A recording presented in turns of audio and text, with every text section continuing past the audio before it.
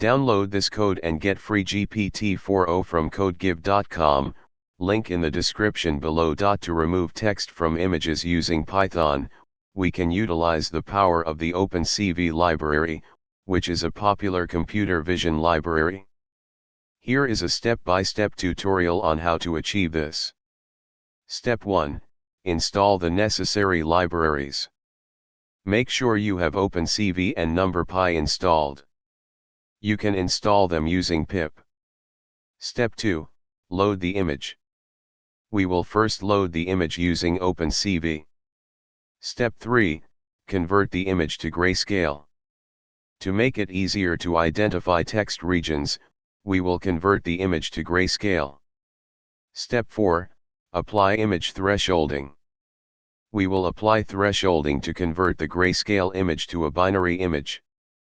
Step 5. Inpainting to remove text. Finally, we will use inpainting to remove the text from the image. Inpainting is a technique that allows us to replace missing or damaged parts of an image. Step 6. Display the modified image. You can display the modified image using opencv show function. And that's it. You have successfully removed text from an image using Python and opencv. Make sure to adjust the parameters according to your specific use case to achieve the best results.